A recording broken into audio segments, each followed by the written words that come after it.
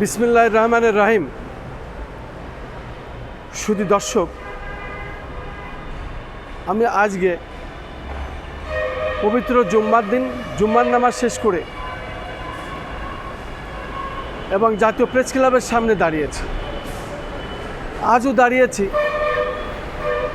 আমার পিতা ভাই হত্যার বিষয়টি আমি বারবার জানাই, যেহেতু 2006 সালে আমার আব্বাকে নিজ বাড়ি খুকসাই কুষ্টিয়াতে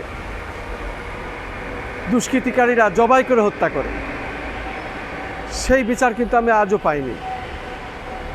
একটু বলে নিতে হয়, আমার আব্বা কিন্তু ব্রিটিশ আমলে পুলিশের চাকরি করতেন এবং পুলিশের চাকরি করা অবস্থায় উনি ব্রিটিশ বিরোধী আন্দোলনে সক্রিয় ভূমিকা রেখেছিলেন। এরপরে দেশে আবার মুক্তিযোদ্ধা, উনি খুলনা অঞ্চলে পানি উন্নয়ন বোর্ডে চাকরি করতেন এবং সে কারণেই খুলনাতে আমরা আমাদের সকলকে নিয়েই সপরিবারে আব্বা ওখানে থাকতেন এবং সেখানেই মুক্তিযুদ্ধে যখন শুরু হয়ে যায়, এই মুক্তিযুদ্ধে তখন আমার বড় ভাই খন্দকার রবিউজ্জামান শিপার, বিশিষ্ট রাজনীতিবিদ এবং একজন ঠিকাদার, বীর মুক্তিযোদ্ধা, এবং আমার সবথেকে বড় ভাই খসরুজ্জামান বাবু, সেও বিশিষ্ট আলোকচিত্র শিল্পী এবং নাট্যকার। সে বীর মুক্তিযোদ্ধা।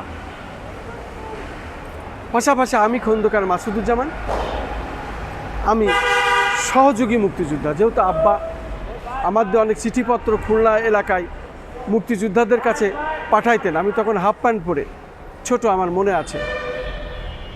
সে কারণে আমি বলবো, আমার মা খন্দকার আঞ্জুমানারা বেগম, উনি বীর মুক্তিযোদ্ধা, খুলনাতে থেকেছেন। আব্বার সঙ্গে সমস্ত ট্রেনিং, সমস্ত এলাকায় এবং বিভিন্ন জায়গায় জায়গায় উনি যেতেন। বিশেষ করে সুন্দরবন এলাকা দিয়ে শুরু করে, ওখানে আরেকটি কথা না বললেই নয়, ওখানে শাহজাহান সিরাজ এবং আরও মুক্তিযোদ্ধা যাদের সাথে ছিলেন সুন্দরবন এলাকায় আমি দেখেছি। ছোট হলেও এখন বুঝতে পারি যে প্রত্যেকেই মুক্তিযোদ্ধার লোক আসতেন, গোপনে অস্ত্র টস্ত্র নিয়ে। তাদের পিটি প্যারেড আমার আব্বা করাইতেন, তাদের অস্ত্রের ট্রেনিং আমার আব্বা দিতেন। যেহেতু ব্রিটিশ আমলে উনি পুলিশের চাকরি করতেন, এরপরে উনি পানি উন্নয়ন বোর্ডে আসেন। পর্যায়ক্রমে দেখা গেল এক পর্যায়ে আব্বা রিটায়ার হলেন।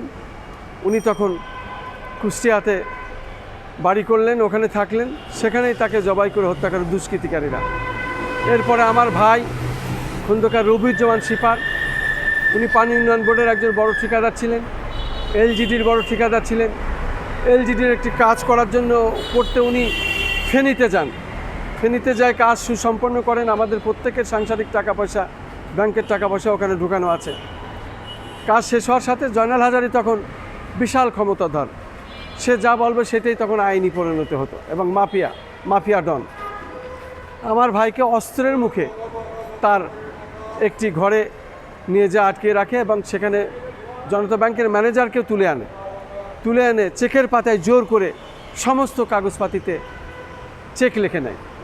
এই জয়নাল হাজারীর মামলাও আজ পায়নি, সেই টাকাও ফেরত পায়নি। এই জয়নাল হাজারী মারা গেছে, কিন্তু তার সম্পত্তি আছে।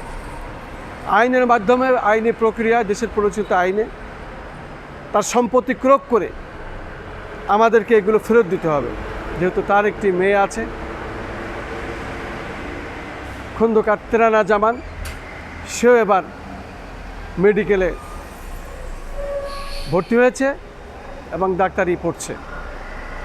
তার জন্য আমরা দোয়া করি, আমার ভাইয়ের ইচ্ছা যেন পূরণ করতে পারে। আমরা মাননীয় প্রধানমন্ত্রী জনাব তারেক রহমান, আপনার উদ্দেশ্যে আমি বলছি, বারবার বলেছি, আবারও বলছি, দীর্ঘ 17 বছর আন্দোলন সংগ্রাম রাজপথে করেছি। আমার ভাই খন্দকার রবিউজ্জামান শিপার, উনি ছিলেন ঝিনাইদহ জেলার প্রথম ফাউন্ডার বিএনপি এবং উনি ছিলেন সাংগঠনিক সম্পাদক, আমি প্রচার সম্পাদক। এবং শৈলকুপা থানায় উনি ছিলেন সাংগঠনিক সম্পাদক, আমি আবারও প্রচার সম্পাদক। এইভাবে বিএনপি আমাদের হাত দিয়ে তৈরি। জাগো দল থেকে শুরু করে বিএনপি পর্যন্ত আজ পর্যন্ত আমরা আছি।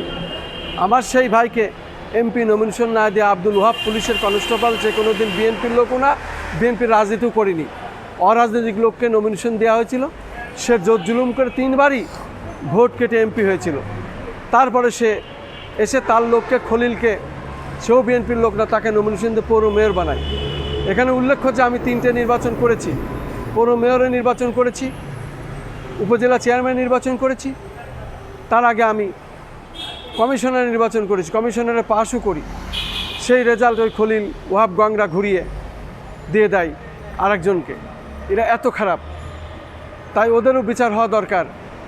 আমি বিচার চাই। এখানে আরেকটি কথা বলা দরকার, উসমান আলী এক্সেল ডেভেলপারের মালিক, সে করে জামাতে ইসলাম, থাকে বিএনপির সাথে মিশে, অথচ সে এখানে একটা অফিস নিয়েছিল। সেই অফিসে আমি গেলে সেখানে ওই শোলকুপার এলাকার অনেকেই ছিল যারা আমাদের এনটি গ্রুপের এবং যারা এই গ্রুপের সাথে জড়িত, বিশেষ করে এই সিন্ডিকেট। ওখানে এসে 3টে স্ট্যাম্পে আমার কাছ থেকে স্বাক্ষর করে নেয়। সেখানে কিছু অপরিচিত লোক ছিল। এই উসমান আলীকেও ধরতে হবে। আমার পিতা ভাই হত্যার সাথে তার লেজুর থাকতে পারে, আমার সন্দেহ হয় পর্যায়ক্রমে। সেই স্ট্যাম্প আমি ফেরত চাই। এটা কেন সে করেছিল? পাশাপাশি ওই উসমান আলী এবং আমি একই সাথে আমরা শৈলকুপা উপজেলা চেয়ারম্যানের নির্বাচন করি এবং সেই নির্বাচনে আমার প্রতীক ছিল চাকা। যাই হোক, আমরা বিএনপির প্রতিষ্ঠাতা থেকে, জাগো দল থেকে শুরু করে আজ পর্যন্ত আমরা আছি।